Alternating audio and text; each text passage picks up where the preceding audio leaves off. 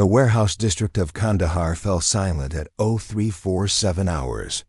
Delta Force operators Jackson, Martinez, and Chun pressed against the corrugated metal wall, their breath forming small clouds in the cold Afghan night. Intel had placed a high value target in Building 7, but what they'd walked into was something else entirely, a kill box designed specifically for them. Muzzle flashes erupted from 3 directions simultaneously. The concrete around their position exploded into dust and fragments as automatic weapons fire converged on their location.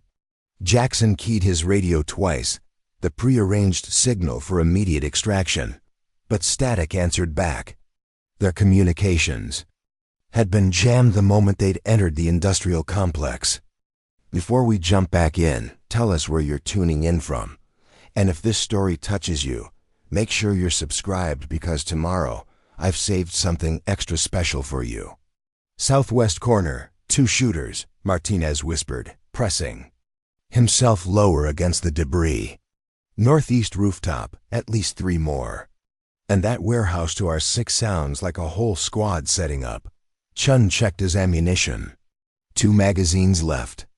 In a sustained firefight, they had maybe 4 minutes before they'd be forced into close-quarters combat with overwhelming numbers. The nearest cover was 40 meters across open ground, a death sentence under current fire. Then came a sound. That didn't be long. A single rifle crack from an impossible angle, echoing off the warehouse walls in a way that made it seem to come from everywhere and nowhere at once.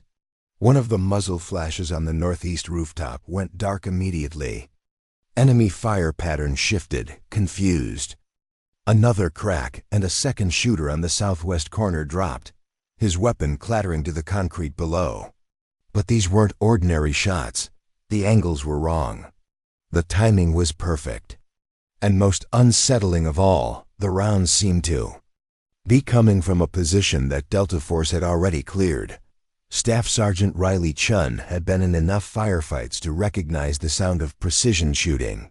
But this was different. The shots weren't just accurate, they were geometrically impossible. The third shot proved it. A sharp metallic ping followed by a wet thud. Someone had just put a round through a narrow gap in the warehouse scaffolding, ricocheted off, and I-beam, and dropped a target who thought he was in perfect cover. "Command, we have unknown friendly sniper support," Jackson spoke into his radio as the jamming mysteriously cleared. "Shots coming from hell, I don't know where they're coming from." The voice that crackled back through their earphones was tense. "Negative on friendly sniper support. Repeat, no authorized marksman in your sector. Identify your position and prepare for immediate extraction." But extraction would have to wait. The remaining hostiles had regrouped, taking harder cover, trying to identify the phantom shooter who had just eliminated 3 of their positions with shots that defied basic physics. The mysterious marksman went silent, leaving Delta Force in an eerie calm that somehow felt more dangerous than the initial ambush. Martinez scanned the surrounding buildings, through his scope, looking for any sign of their unseen guardian. Nothing. No glint of glass, no movement, no thermal signature that would indicate a sniper position. Whoever had just saved their lives was either gone or invisible. What they didn't know was that Dr. Sarah Mitchell had been watching the entire operation unfold from her position in the abandoned grain silo, 800 meters east of the warehouse complex. To everyone at Forward Operating Base Rampart, she was a ballistics consultant, brought in to analyze weapon signatures and trajectory patterns from recent attacks on supply convoys. Her official title was Technical Analyst, Forensic Ballistics. Division. Sarah was 28, originally from Portland, Oregon, with shoulder-length auburn hair that she kept pulled back in a practical ponytail. She wore standard-issue digital camouflage and wire-rimmed glasses that gave her an academic appearance. To the special operations teams at FOB Rampart, she was just another Pentagon consultant who spent her days hunched over computer terminals, analyzing data that real soldiers gathered in the field. They called her calculator behind her back, not entirely as a compliment. She had a habit of showing up at mission briefings with thick folders, full of mathematical projections and probability assessments that most operators found more confusing than helpful. When asked direct questions about tactics or equipment, she'd respond with technical specifications and statistical analyses that sounded impressive but seemed disconnected from ground truth. But there were details about Dr. Mitchell that didn't quite add up for those who paid attention. Her government-issued laptop bag was heavier than it should be for someone who only carried computer equipment. She'd requested quarters in the eastern section of the base, explaining that she needed to minimize electronic interference for her analytical work, but that put her room closest to the armory and farthest from the command center. During the daily physical training sessions that were mandatory for all FOB personnel, Sarah would complete the requirements efficiently but without enthusiasm, finishing in the middle of the pack and drawing no attention to herself. However, Master Sergeant Brooks had noticed that her breathing never seemed labored, even during the more demanding exercises, and her movements had a precise, economical quality that suggested more physical conditioning than she displayed. Night before the Delta Force mission, Sarah had spent an unusual amount of time in the base meteorology section, reviewing wind patterns and atmospheric pressure readings for the Kandahar Industrial District.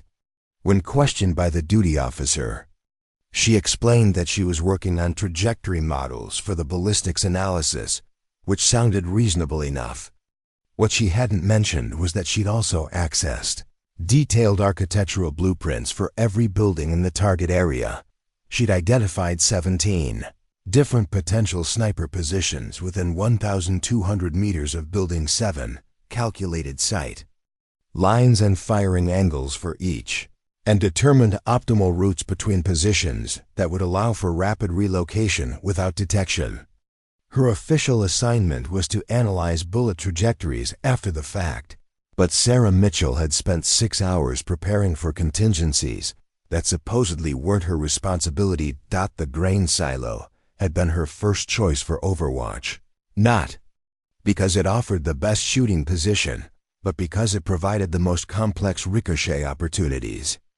The internal structure of the building included multiple steel support beams, concrete barriers, and metal sheeting that could redirect bullets at precise angles if you understood the physics involved. Sarah understood physics very well.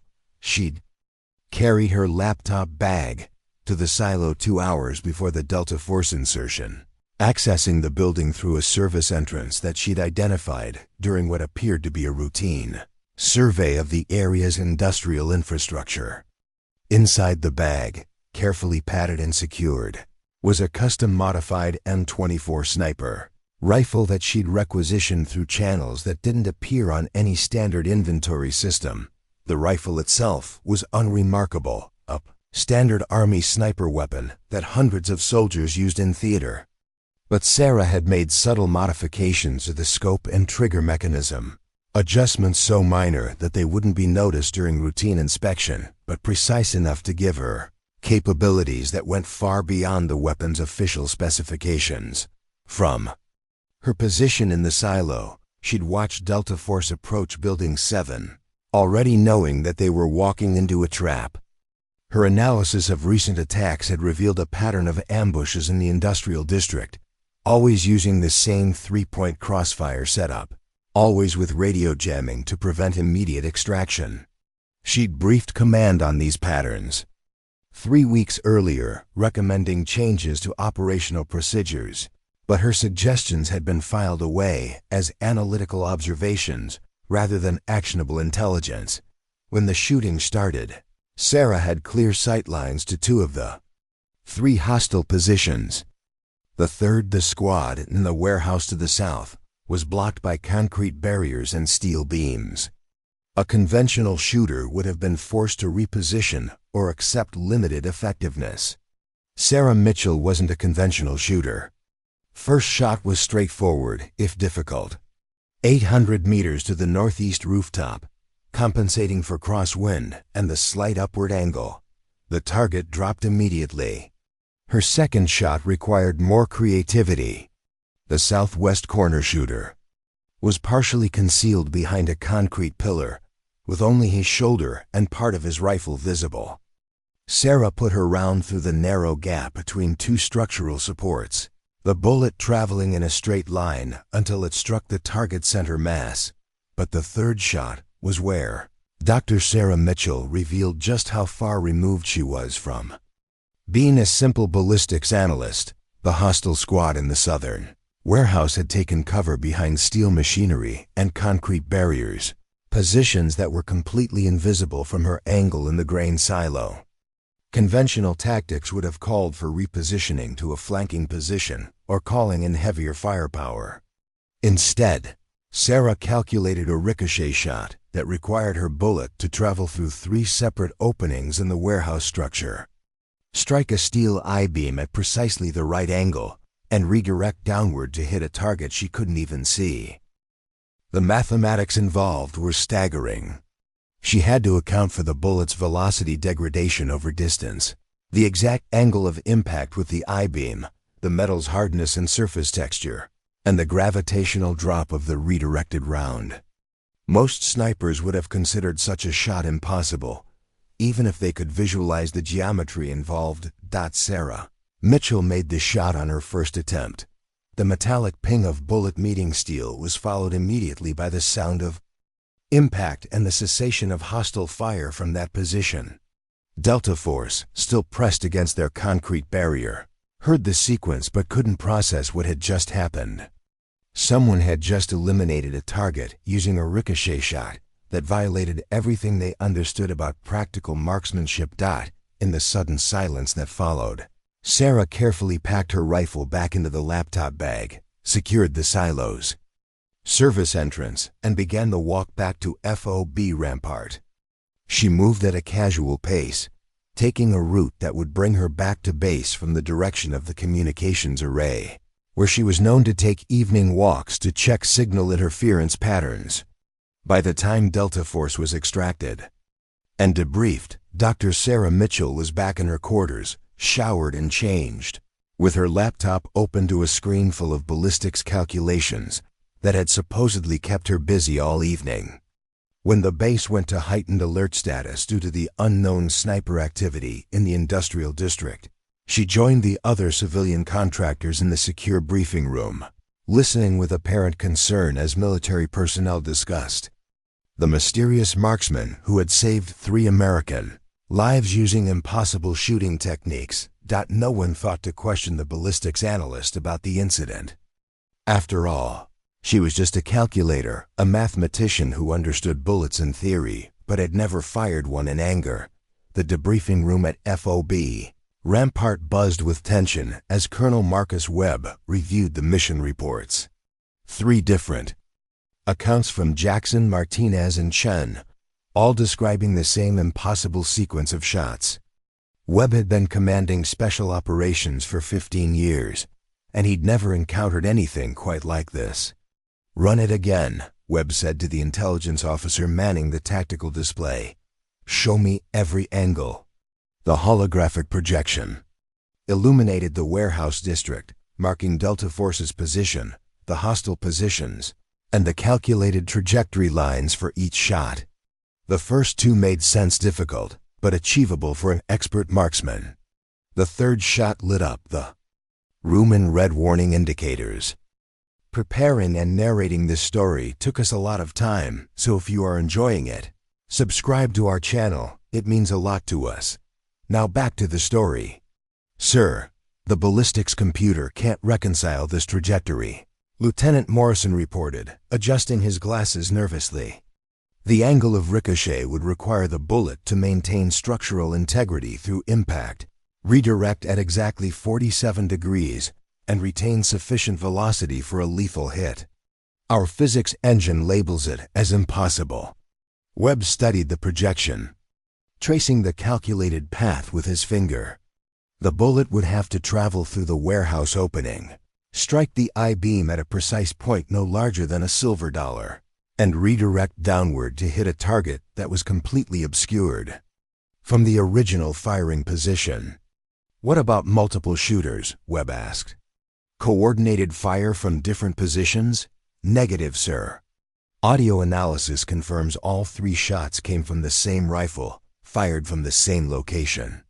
Acoustic signature is identical, and the timing. Intervals are consistent with single-shooter bolt action. Staff Sergeant Brooks entered the briefing room carrying a manila folder, thick with surveillance photos. Sir, we've completed the site survey. Found brass at 3 different locations, but here's where it gets interesting. He spread the photographs. Across the conference table, the images showed the grain silo where Sarah had positioned herself, but also 2 other buildings, a water tower, 400 meters north, and an abandoned office complex 600 meters west. Each location had evidence of recent occupation, scuff marks on concrete, slight disturbances in dust patterns, and in one case, a small piece of fabric caught on a chain-link fence. Someone's been conducting surveillance on that district for weeks, Brooks continued. These aren't random positions. They're interconnected, with clear sight lines and covered routes between them. Whoever our ghost shooter is, they've been planning this operation for a long time. What Webb didn't know was that Sarah Mitchell had been conducting her planning in plain sight, disguised as routine analytical work. Her daily reports to command included detailed assessments of attack patterns in the Kandahar region, complete with maps, probability matrices, and tactical recommendations. Buried within those reports were precise surveys of every potential overwatch position within 5 kilometers of likely ambush sites. She'd requested permission to conduct field verification of her analytical models, explaining that computer simulations needed to be validated against actual terrain conditions. Her supervisor had approved the requests without much thought after all. What harm could a ballistics analyst do walking around abandoned buildings with a measuring tape and a digital camera? Sarah had used those authorized surveys to map out elaborate contingency plans for dozens of different scenarios. She'd identified optimal shooting positions, calculated ranges and wind corrections, and established supply caches in locations that appeared to be random but were actually part of a sophisticated support network. Her academic research had created an invisible infrastructure that could support extended operations across half of Kandahar province. The morning after the Delta Force rescue, Sarah arrived at the command center carrying her usual thermos of coffee and laptop bag, settling into her assigned workstation as if nothing had changed. Her assignment for the day was to analyze the previous night's incident, a task that struck her colleagues as grimly ironic. They want you to figure out how someone pulled off those shots, said Captain Williams, dropping a classified folder on her desk. Command thinks maybe we're dealing with a new type of weapon system or some kind of advanced optics. Sarah opened the folder and began reviewing the same ballistics data that had confused Colonel Webb's team. To maintain her cover, she spent the morning running calculations and creating computer models that would support the official assessment that the shots were highly improbable but not technically impossible. Her analysis report, filed at 1347 hours, concluded that the mysterious shooter was likely a foreign special operations soldier, equipped with experimental ammunition designed to maintain structural integrity through ricochet impacts. The report recommended increased surveillance of arms dealers who might have access to such advanced materials, and suggested that American forces should assume they were facing an enemy with capabilities beyond conventional military standards. It was a masterpiece of misdirection, technically accurate but completely wrong in its assumptions. Command accepted the report immediately, grateful to have a scientific explanation for something that had seemed supernatural. Sarah's reputation as a thorough analyst was enhanced, while the truth of her involvement remained perfectly hidden. But Sarah's real work began during her off-duty hours. While her official assignment focused on past incidents, she'd already identified 17 other locations where American forces were likely to encounter similar ambush tactics. Her analysis of enemy patterns had revealed a sophisticated network of prepared positions, suggesting that the Delta Force incident wasn't an isolated event, but part of a larger campaign. She began preparing for the next encounter. Using her clearance to access quartermaster records, Sarah identified weapons and equipment that could be requisitioned through legitimate channels but diverted to her personal use. A night vision scope ordered for optical testing, ammunition requested for ballistics verification, and communications equipment needed for field data collection. Each item was small enough to avoid attention, but together they formed a comprehensive kit for extended operations. Her room in the eastern section of OB Rampart became a covert operations center disguised as an analyst's workspace. The walls were covered with maps and charts that appeared to show statistical patterns, but actually marked potential engagement zones, supply routes, and extraction points. Her personal laptop contained files labeled as research data that were actually detailed tactical plans for 24 different scenarios. The transformation wasn't obvious to casual observers. Sarah still attended morning briefings, filed her reports on time, and maintained the quiet, academic demeanor that had made her invisible to the special operations community. But she'd begun to prepare for a mission that officially didn't exist. 3 days after the warehouse district incident, intelligence reports confirmed Sarah's worst fears. Radio intercepts indicated that enemy forces were planning a major operation against an American convoy scheduled to pass through the industrial district. The following week, the convoy would be carrying medical supplies to forward positions, but more importantly, it would include a bus full of civilian contractors being rotated back to the main base. Sarah knew the route, had analyzed the terrain, and could predict exactly where the ambush would occur. She also knew that standard convoy security wouldn't be sufficient against the kind of coordinated attack that enemy forces had been perfecting. The Americans would need someone watching from the high ground, someone capable of engaging multiple targets from impossible angles, someone willing to operate without official authorization or support, someone exactly like Dr. Sarah Mitchell. Her request for extended field time was approved without question. She explained that she needed to conduct comprehensive terrain analysis for a major ballistic study, requiring several days of measurements and observations across multiple sites. Her supervisor signed the authorization, grateful that his most thorough analyst was taking such initiative in her research. Sarah packed her research equipment into 2 large duffel bags, officially containing surveying instruments and computer hardware, actually containing a disassembled M24 rifle, 200 rounds of match-grade ammunition, 3 days of field rations, and a communications setup that could monitor military frequencies without appearing on any official logs. As she loaded the bags into her assigned Humvee, Master Sergeant Brooks walked past and nodded approvingly. "Good to see civilians taking the fieldwork seriously, Doc. Most of you Pentagon types prefer to stay behind the wire." "The best data comes from direct observation," Sarah replied, adjusting her wire-rimmed glasses. "Computer models can only tell you so much." Brooks watched her drive toward the main gate, noting that she handled the military vehicle with more confidence than most civilian contractors. Something about her posture and the way she checked her mirrors suggested training that went beyond basic orientation classes. But he filed the observation away without comment. After all, Dr. Mitchell was just a ballistics analyst heading out to collect data.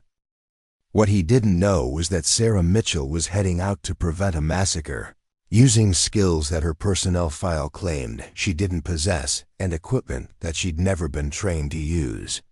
In 12 hours, the quiet analyst would become a ghost again, protecting American lives from positions that didn't officially exist.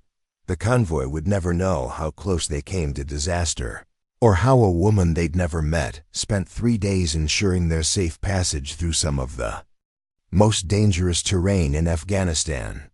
That was exactly how Sarah Mitchell preferred it.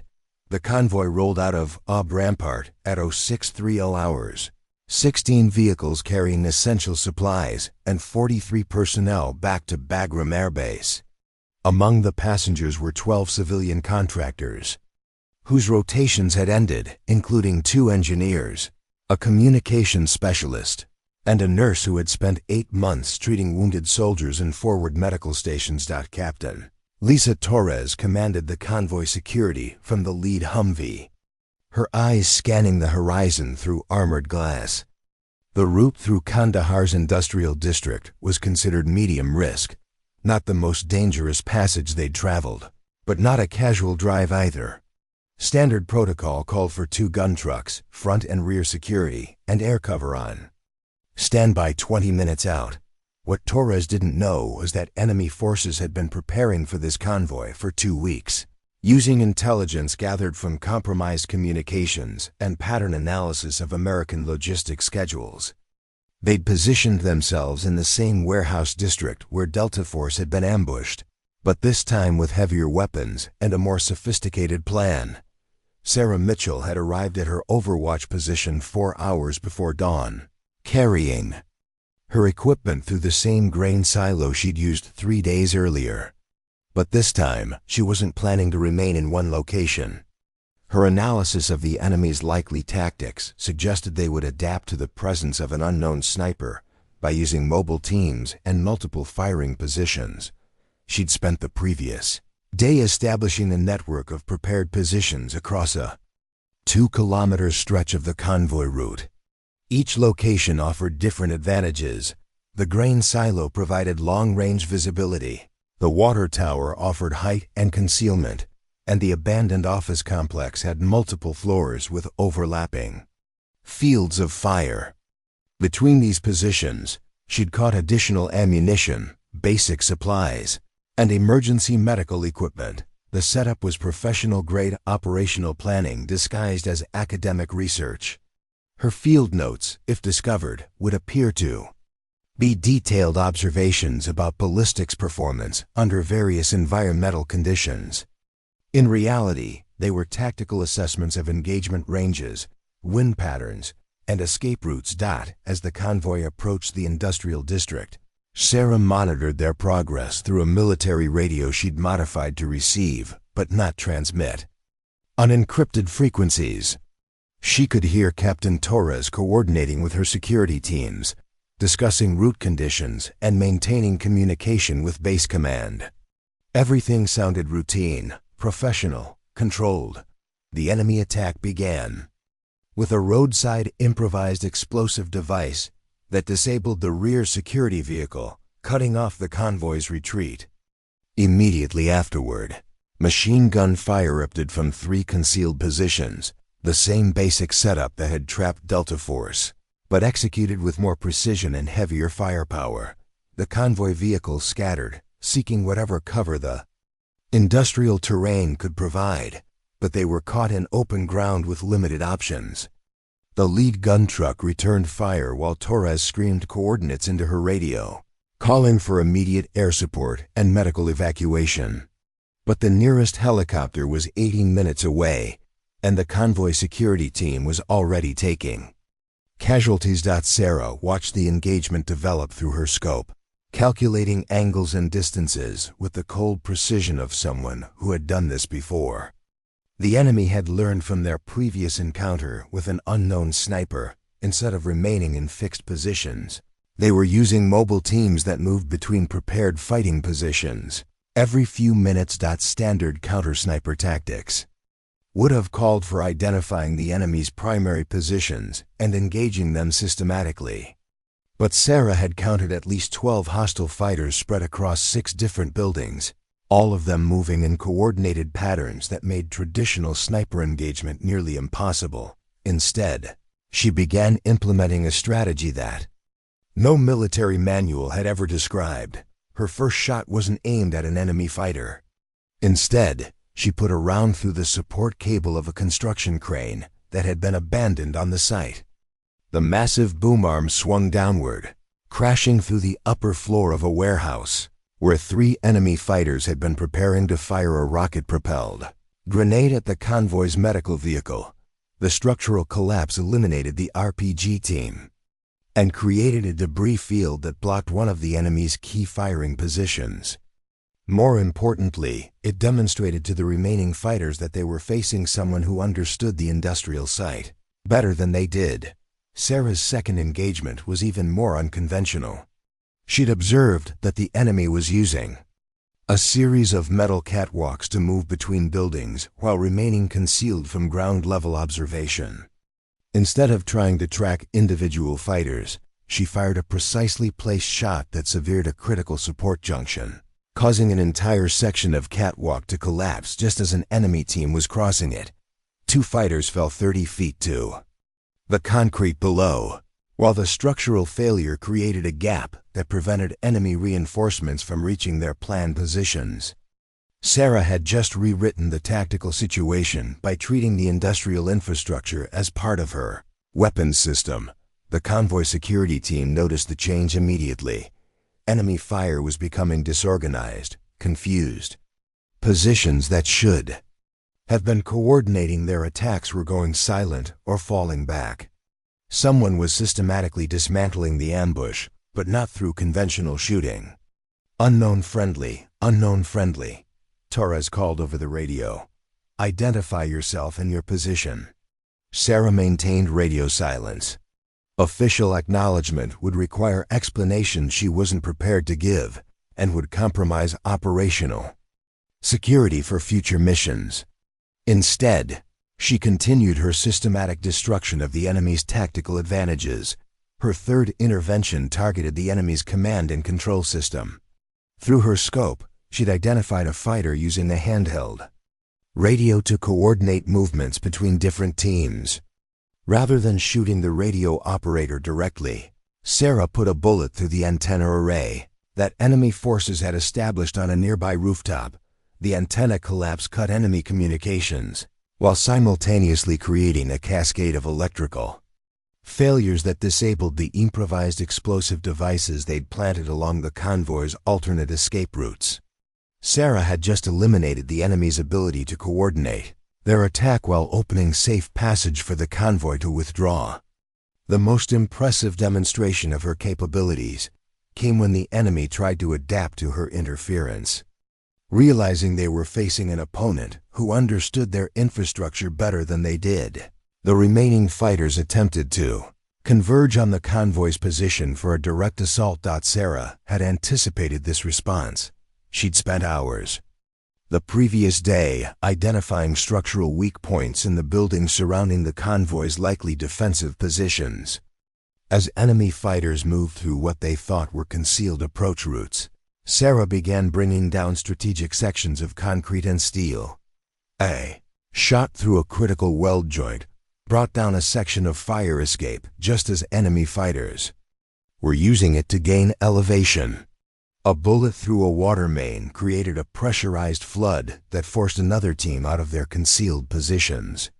A precisely placed round through an electrical junction box killed power to an entire building, leaving enemy fighters stumbling through darkened corridors. Each shot was calculated not just for immediate tactical effect, but for its impact on enemy morale and decision-making. Sarah was demonstrating capabilities that seemed almost supernatural, the ability to reshape the battlefield itself, turning the industrial environment into a weapon against those who thought they controlled it. The psychological effect was devastating. Enemy fighters began withdrawing from positions they'd spent weeks preparing, unwilling to face an opponent who could apparently bring buildings down around them at will. What had begun as a carefully planned ambush dissolved into confusion and retreat. Within 12 minutes of the initial attack, the convoy was secure and moving toward its extraction point. Medical teams were treating 3 wounded soldiers, but there had been no fatalities. The civilian contractors never knew how close they'd come to disaster, or how a ghost in the industrial ruins had saved their lives using methods that defied conventional military doctrine. Captain Torres filed her after-action report with a mixture of professional gratitude and complete bewilderment. Her convoy had been saved by someone with capabilities that seemed beyond human. Possibility, the ability to predict enemy movements, manipulate industrial infrastructure, and coordinate complex engineering failures with sniper rifle precision. Command classified the incident immediately, filing it alongside the Delta Force rescue under a category reserved for operations that couldn't be explained through conventional analysis. The mysterious marksman was becoming a legend, but a legend that raised uncomfortable questions about American capabilities and operational security. Sarah Mitchell returned to Phobe Rampart that evening, officially completing her ballistics research project with comprehensive data about bullet performance under various environmental conditions. Her report to command was thorough and technical, containing enough genuine, scientific observations to satisfy any review while concealing the true nature of her activities. No one questioned why the quiet analyst seemed unusually tired after her field research, or why her equipment bag seemed lighter on the return trip than they had when she departed. The classified briefing room at FOB Rampart had been sealed for 3 hours. Colonel Webb sat across from Major General Patricia Hawkins, who had flown in from Bagram specifically to discuss what intelligence analysts were calling the Kandahar anomaly. Between them lay a stack of files marked with the highest security classifications, each documenting incidents that officially couldn't happen. 2 separate engagements, same area, same impossible shooting techniques, General Hawkins said, studying satellite imagery on her tablet. Our best analysts are saying we're dealing with either experimental technology or someone with capabilities that exist outside normal human parameters. Webb highlighted sections of the tactical reports with a red pen. The Delta Force rescue showed precision shooting that violated basic physics. The convoy protection showed something worse: comprehensive battlefield manipulation, using structural engineering principles. Whoever this is, they're not just shooting. They're redesigning combat environments in real time. What neither officer knew was that Dr. Sarah Mitchell was sitting in the base library, 20 meters away, researching historical precedents for asymmetric warfare tactics. Her security clearance allowed her access to classified studies on unconventional combat methods, which she was reading with the careful attention of someone expanding their tactical vocabulary. Sarah had spent the morning analyzing her own operations from an academic perspective, identifying techniques that could be refined and strategies that could be applied to different scenarios. Her official work involved creating mathematical models to predict enemy behavior, but her unofficial research focused on developing new methods for force multiplication in hostile environments. The library's military history section contained detailed analyses of legendary snipers throughout American conflicts, men and women whose achievements had become the stuff of whispered stories among elite units. Sarah studied their methods not for inspiration, but for operational security lessons. How had the most effective operators maintained their cover? What mistakes had led to exposure? How could someone conduct extended operations while remaining invisible to their own command structure? Her research led her to a disturbing conclusion. She was approaching the limits of what could be accomplished through individual action. The enemy forces in Kandahar province were adapting to the presence of an unknown American asset, changing their tactics and deployment patterns to minimize exposure to unconventional attacks. Soon, they would implement countermeasures that would neutralize her effectiveness. Sarah needed to evolve her approach, but evolution required resources and support that she couldn't access through official channels. More importantly, it required revealing capabilities that would inevitably lead to questions about her background and training questions she wasn't prepared to answer. The solution came from an unexpected source. Captain Williams approached her workstation that afternoon carrying the personnel folder and wearing the expression of someone dealing with administrative complications. "Doc, we've got a situation that might be right up your alley," he said, dropping into the chair beside her desk. "Command is putting together a special advisory team to analyze recent tactical developments in the region. They want someone with your analytical background to consult on enemy capabilities assessment. Sarah looked up from her computer screen, maintaining the mild interest that characterized her professional demeanor. What kind of advisory work? Classified stuff. You'd be working directly with special operations planners, helping them understand what we're up against. The pay grade bump would be significant, and you'd have access to intelligence sources that aren't available through normal channels. Williams paused, studying her reaction. The catch is that it would require extended field assignments. Less time behind a desk, more time in forward positions where the real data gets collected. It was exactly the opportunity Sarah had been hoping for, disguised as a routine career advancement. Official authorization for extended field operations, access to classified intelligence, and direct involvement with special operations planning. She would be able to expand her protective coverage while maintaining perfect operational security. When would this assignment begin? She asked, already knowing she would accept. Immediately. There's a briefing tomorrow morning with the team leaders. If you're interested, I can push your paperwork through today. Williams gathered up the personnel folder. Fair warning though, this isn't the kind of work where you can stay invisible. You'll be dealing directly with field commanders who expect real-time analysis and actionable recommendations. Sarah nodded thoughtfully, as if considering the career implications rather than the tactical opportunities. I think I'd like to contribute more directly to mission success. Send the paperwork through. That evening, Sarah began preparing for the most dangerous phase of her unofficial mission. Transitioning from covert operations to official advisory work would require careful management of her public persona while maintaining access to the resources she needed for continued protective activities. She spent hours reviewing her own analytical reports, identifying patterns and conclusions that would establish her credibility as a tactical consultant without revealing the true source of her insights. Her mathematical models of enemy behavior were based on direct observation and engagement, but they could be presented as theoretical projections derived from statistical analysis. The briefing the next morning took place in the command center's secure conference room. Sarah arrived carrying her standard laptop bag and wearing the same wire-rimmed glasses that had become part of her academic identity.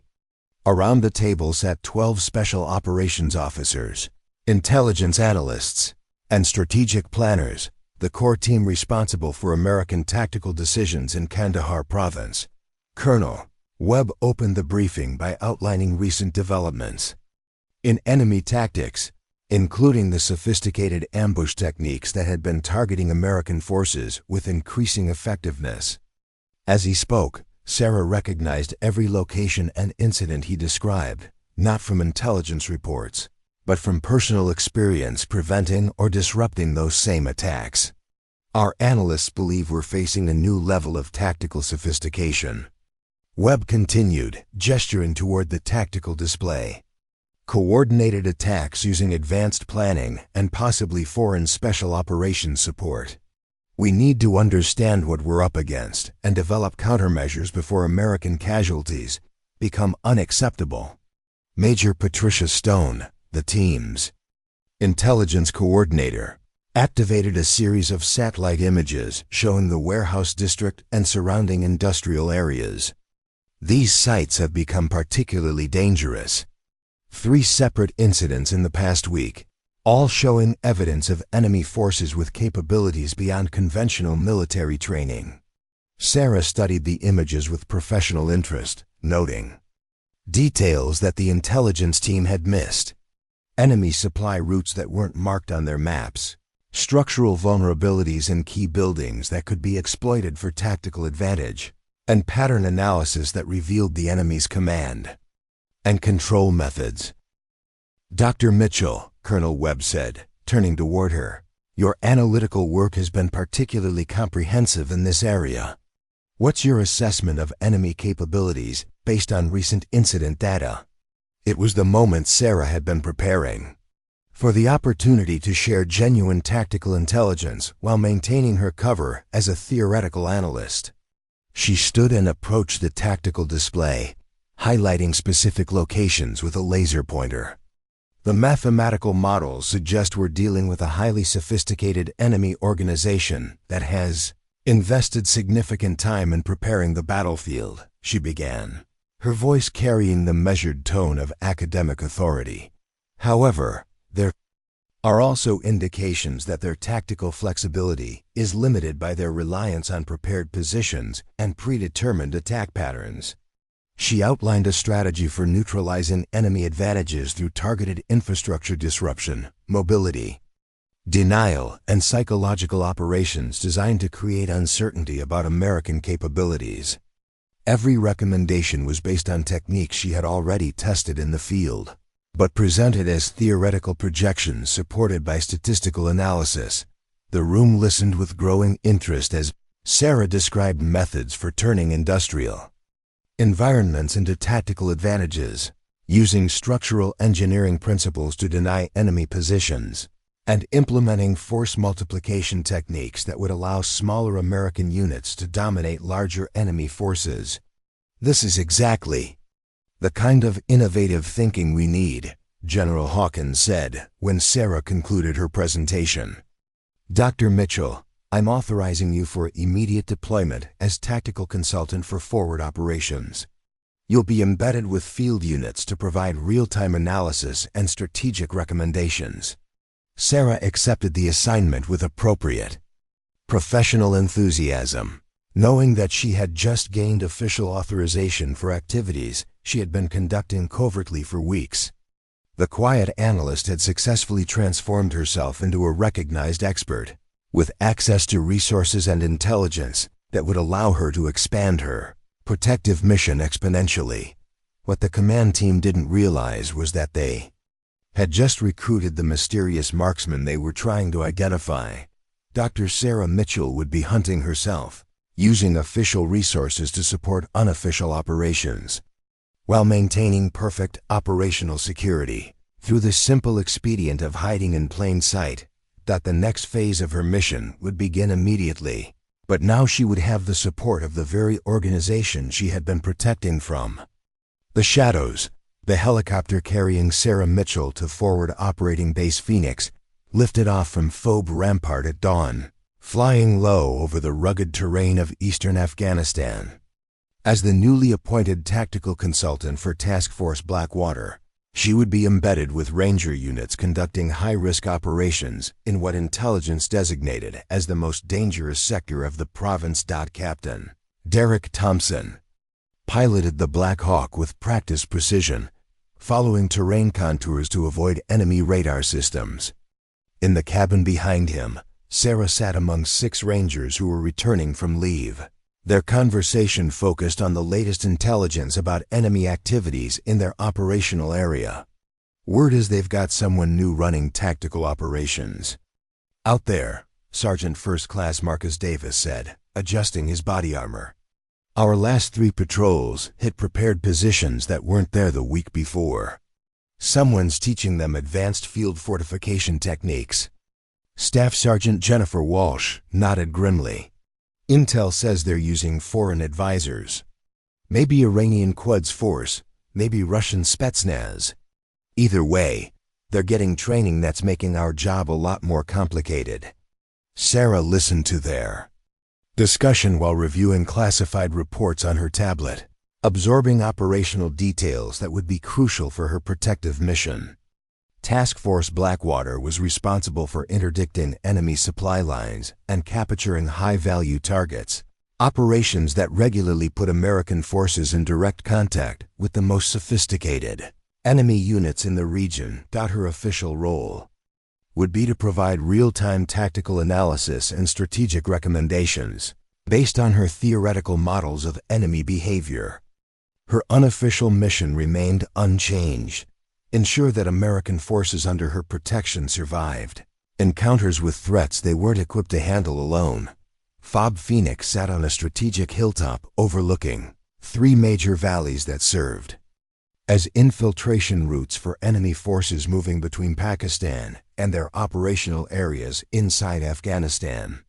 The base housed 400 personnel, including 2 ranger companies, a special operations detachment, and various support elements necessary for sustained operations in hostile territory. Lieutenant Colonel James Harrison met Sarah at the landing zone, his weathered face showing the strain of commanding forward operations in an increasingly dangerous environment.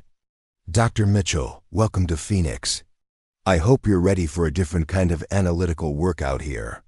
We don't have the luxury of extended research periods when we need answers. We need them immediately."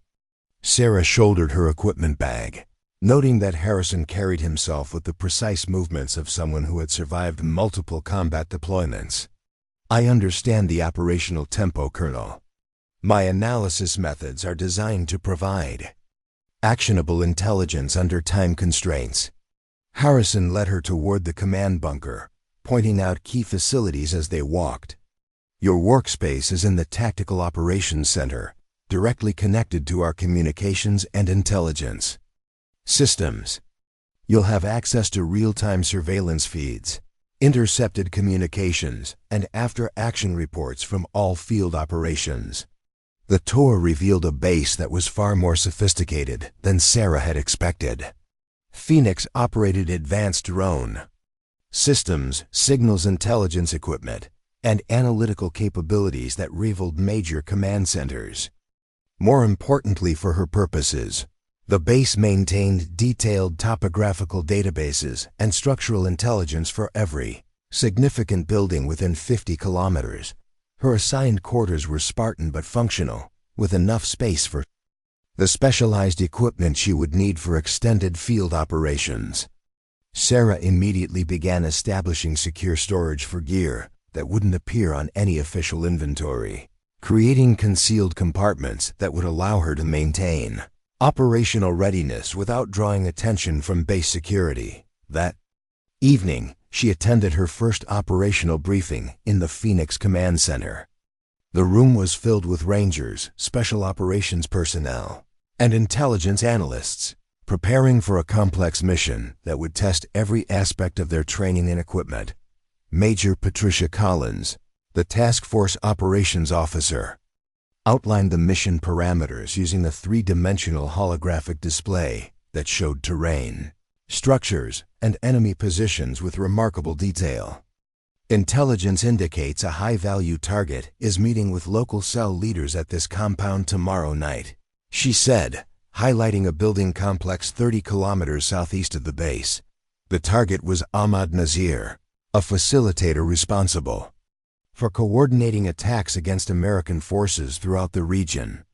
His capture would significantly degrade enemy operational capabilities, but the compound where he was meeting had been reinforced with sophisticated defensive positions and early warning systems. "The challenge," Major Collins continued, "is that this compound is situated in terrain that offers multiple escape routes and excellent defensive positions for anyone trying to interdict our approach.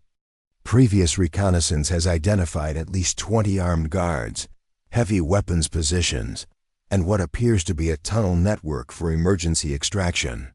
Sarah studied the tactical display with professional interest, immediately recognizing the compound from her previous analytical work. Her mathematical models had identified this location as a critical node in enemy command and control networks, but she had also determined that conventional assault techniques would result in unacceptable casualties. "Dr. Mitchell," Colonel Harrison said, "your analytical models have been particularly accurate in predicting enemy defensive strategies. What's your assessment of our approach options?" Sarah stood and approached the display using a laser pointer to highlight specific terrain features and structural elements. "The compound's defensive advantages are based on the assumption that any assault will follow conventional tactical doctrines," she began, her voice carrying the measured authority that had become her professional trademark. "However, there are structural vulnerabilities that could be exploited to neutralize their defensive positions before our forces make contact. She outlined a strategy that combined precision strikes against critical infrastructure with psychological operations designed to create confusion and disorganization among the defenders. The plan relied on techniques she had developed during her covert operations, but presented as theoretical applications of advanced tactical modeling. The key is to treat the compound not as a fortress to be stormed, but as a complex system that can be disrupted through targeted intervention at critical points, Sarah explained. If we can eliminate their power systems, communications equipment, and structural supports for their heavy weapons positions, the defensive advantages disappear and the compound becomes a trap for anyone inside. The briefing room listened with growing enthusiasm as Sarah described methods for achieving tactical surprise through infrastructure manipulation, using environmental factors to create advantages that conventional assault techniques couldn't provide. Captain Michael Torres, the Ranger Company commander who would lead the assault, studied the display with tactical appreciation. This approach would require someone with exceptional marksmanship skills to execute the precision strikes you're describing. We're talking about shots that would challenge our best snipers under ideal conditions. Sarah nodded thoughtfully, as if considering technical challenges rather than personal capabilities. The mathematical models suggest that such precision is achievable with proper preparation and environmental analysis. The key factors are detailed terrain mapping, atmospheric condition monitoring, and real-time ballistic calculations. What she didn't mention was that she had already identified 17 different firing positions within effective range of the compound, calculated optimal approach routes to each position, and determined equipment requirements for extended operations in that specific terrain. Her theoretical analysis was actually an operational plan, based on comprehensive reconnaissance that she had conducted during previous analytical field work. Colonel Harrison approved the modified assault plan immediately, authorizing Sarah to provide direct tactical support during the operation. Her role would be to monitor the engagement from the base tactical operations center, providing real-time analysis and recommendations based on developing battlefield conditions. Sarah accepted the assignment with appropriate professional enthusiasm, knowing that she would actually be conducting her most complex protective operation yet. The Rangers would believe they were receiving analytical support from the base, while actually being protected by precision engagement from carefully prepared positions that officially didn't exist. The next 18 hours were spent in intensive preparation. Sarah used her official access to intelligence databases to gather detailed information about compound layouts, guard patterns, and structural specifications. Her analysis report, filed for operational planning purposes, contained precise tactical recommendations that would ensure maximum effectiveness for the protective mission she was actually planning. Meanwhile, she used her unofficial capabilities to conduct reconnaissance of the operational area, identifying optimal firing positions, and establishing supply caches that would support extended engagement. Her movements were covered by official duties that required her to inspect various observation posts and communication sites throughout the region. The compound assault was scheduled to begin at 0300 hours, with Rangers approaching from 3 directions while Special Operations personnel established blocking positions to prevent enemy escape. Sarah would officially be monitoring the operation from Phoenix's command center, providing analytical support through encrypted communications. In reality, she would be positioned on a ridge overlooking the compound, equipped to provide precision engagement against any threats that exceeded the Rangers' capabilities to handle through conventional tactics.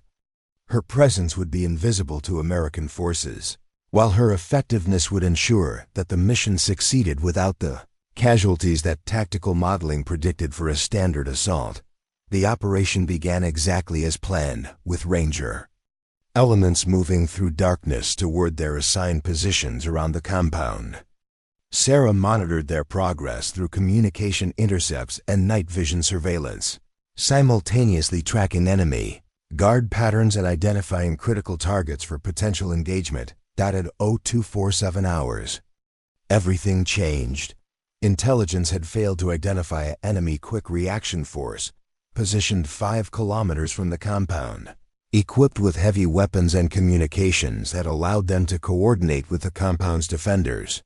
As Rangers approached their assault positions, they were detected by sensors that hadn't appeared in any reconnaissance report. The compound's defenders weren't just prepared for the American assault, they had been expecting it. Ahmad Nazir's meeting was a trap designed to draw American forces into a kill zone where they could be engaged by superior numbers, using prepared positions and coordinated fire support. Sarah watched the tactical situation develop through her scope, recognizing immediately that the Rangers were walking into a disaster that would result in multiple casualties and mission failure. Standard tactical doctrine would call for immediate withdrawal and mission abort, but the Rangers were already committed to positions where retreat would be as dangerous as advance. The enemy sprang their trap with professional precision. As Rangers moved into their final assault positions, concealed machine gun nests opened fire from positions that hadn't existed in previous reconnaissance. Simultaneously, mortar rounds began falling around American positions with accuracy that suggested pre-registered firing coordinates. Captain Torres called for immediate fire support, but the base's artillery systems couldn't engage targets so close to American positions without risking friendly fire casualties. The Rangers were trapped in a kill zone with limited cover and no immediate support available. Sarah had anticipated this possibility during her planning, but the reality was worse than her worst-case scenarios had projected. The enemy had learned from previous encounters with American forces, adapting their tactics to neutralize conventional advantages and exploit the predictable patterns of assault operations. The Rangers needed someone who could operate outside conventional limitations, engaging multiple targets from impossible positions, using techniques that enemy forces hadn't prepared to counter. They needed exactly the kind of protective intervention that Dr. Sarah Mitchell had been providing covertly for weeks. At 0251 hours, Sarah made the decision that would end her invisibility forever. Her first shot eliminated the enemy forward observer, who was directing mortar fire onto American positions. The round traveled 800 meters through darkness, striking a target that was barely visible even through advanced night vision optics.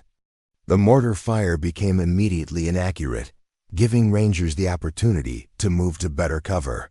Her second engagement was more complex, targeting the power distribution system that supplied the compound's defensive positions. A precisely placed shot through a transformer junction caused cascading electrical failures that eliminated enemy night vision capabilities and disrupted their communication systems.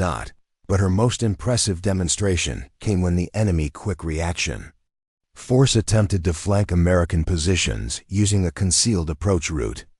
Sarah had identified this possibility during her reconnaissance, noting that a dry creek bed provided covered movement from the reserve position to the compound's rear entrance. Instead of engaging individual enemy fighters, Sarah targeted a structural weakness in the ancient stone bridge that spanned the creek bed. Her shot severed a critical support element, causing the bridge to collapse just as the enemy column was crossing. 12 fighters were trapped in the creek bed, while the structural failure blocked the route for additional reinforcements. Within 6 minutes, Sarah had fundamentally altered the tactical situation, neutralizing enemy advantages and creating opportunities for American forces to complete their mission successfully. But her intervention had been visible to the Rangers she was protecting, ending the invisibility that had made her previous operations possible. Captain Torres keyed his radio with a mixture of gratitude and confusion. Phoenix Base identify. Friendly sniper support. Someone just saved our entire operation. The response from the Tactical Operations Center was immediate and puzzling. Negative on friendly sniper support. All American personnel are accounted for at base locations. Sarah maintained her position, continuing to provide overwatch as Rangers successfully assaulted the compound and captured Ahmad Nazir along with valuable intelligence materials. But she knew that her time as an invisible guardian was ending. The questions that would follow this operation would eventually lead to answers she wasn't prepared to provide through official channels. The mission concluded at 347 hours with complete success and 0 American casualties. But the cost of that success would be the exposure of capabilities that had allowed Dr. Sarah Mitchell to protect American forces while remaining hidden in plain sight. The extraction helicopter touched down at FOB Phoenix as the first light of dawn painted the Afghan mountains in shades of gold and crimson. Captain Torres emerged from the aircraft carrying zip-tied Ahmad Nazir, whose capture represented the most significant intelligence coup in months. Behind them came the rest of the Ranger team, their faces showing the satisfaction of a mission accomplished against impossible odds. But Torres carried more than just a high-value prisoner. In his tactical vest was a digital recorder containing radio intercepts from the operation, conversations between Rangers discussing shots that couldn't be explained, tactical interventions that defied standard operating procedures, and the persistent question of who had saved their lives when official records showed no friendly sniper in the area. Colonel Harrison met the team at the landing zone, his expression shifting from relief at their safe return to concern as Torres briefed him on the mission's unexplained elements. The tactical success was undeniable, but the methods that had achieved that success raised questions that threatened operational security at the highest levels. "Sir, someone with extraordinary capabilities intervened during our assault," Torres reported, his voice carrying the conviction of someone who had witnessed something beyond normal military experience. Multiple precision shots from impossible angles, structural engineering that eliminated enemy positions, and timing that suggests comprehensive battlefield awareness. Whoever it was saved at least 6 American lives. Harrison nodded grimly, recognizing the implications immediately. "Captain, this conversation is now classified at the highest levels. Return to your quarters and prepare a detailed written report for intelligence review. Do not discuss these events with anyone outside the command structure." What Harrison didn't realize was that Dr. Sarah Mitchell was monitoring their conversation from her position in the Tactical Operations Center, using surveillance equipment that she had accessed through her official role as tactical consultant. Her transition from invisible guardian to embedded analyst had given her unprecedented access to American communications and decision-making processes. Sarah understood that the success of the compound assault had created a problem that threatened to expose not just her individual operations, but the entire network of protective activities she had been conducting across Kandahar province. The questions being asked by field commanders would eventually reach intelligence analysts whose job was to identify unexplained American capabilities. She had perhaps 48 hours before formal investigations would begin linking the mysterious marksman incidents to her presence at various operational locations. Her cover as a theoretical analyst was strong, but it wouldn't survive detailed scrutiny from professionals trained to identify deception and operational security violations. The solution required a level of strategic thinking that went beyond tactical engagement. Sarah needed to control the narrative of recent events while positioning herself to continue protective operations under a different operational framework. More importantly, she needed to do this without revealing capabilities that would inevitably lead to questions about her background and training. Her opportunity came during the morning intelligence briefing, when Major Collins outlined the implications of Ahmad Nazir's capture for ongoing operations throughout the region. The intelligence materials recovered from the compound had revealed a sophisticated enemy network with capabilities that exceeded previous assessments.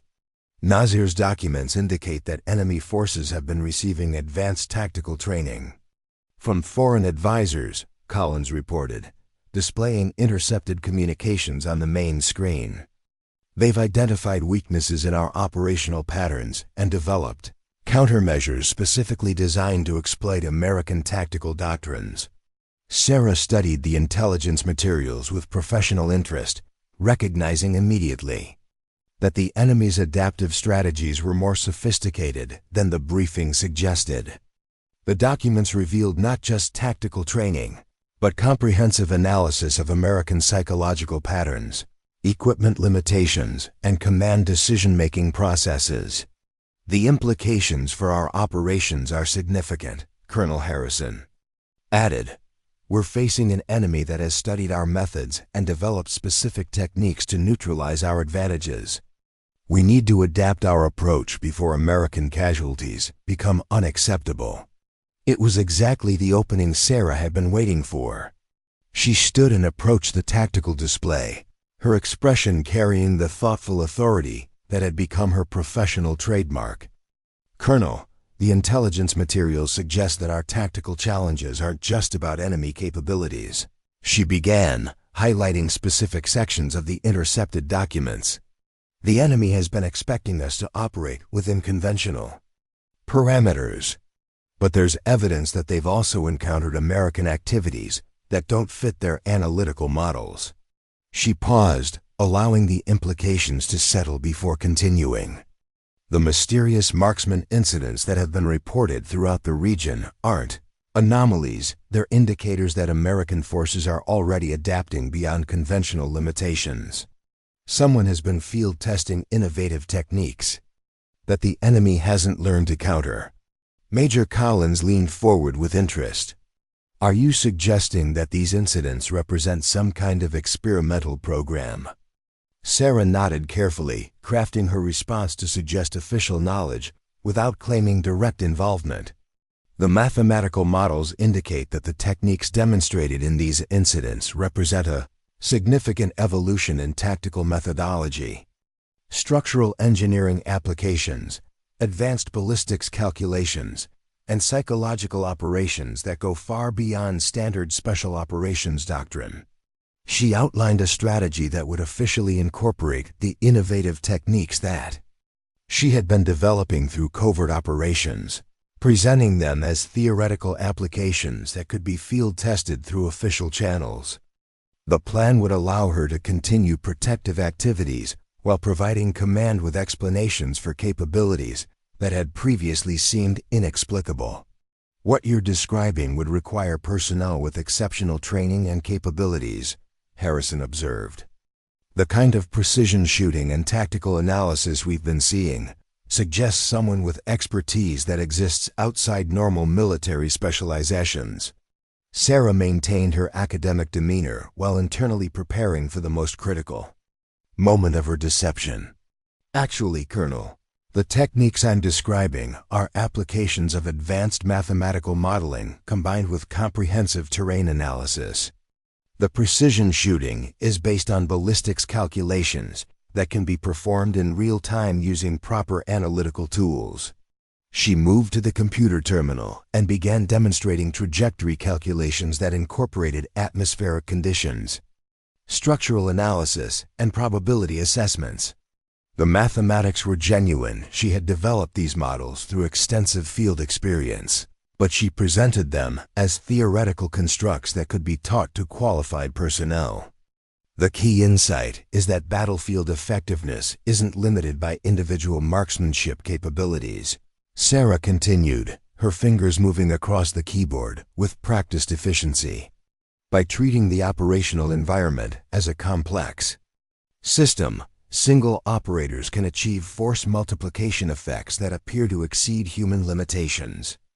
The briefing room watched with growing fascination as Sarah outlined methods for infrastructure manipulation, environmental engineering, and precision engagement that could transform individual soldiers into tactical assets with capabilities approaching those of entire units.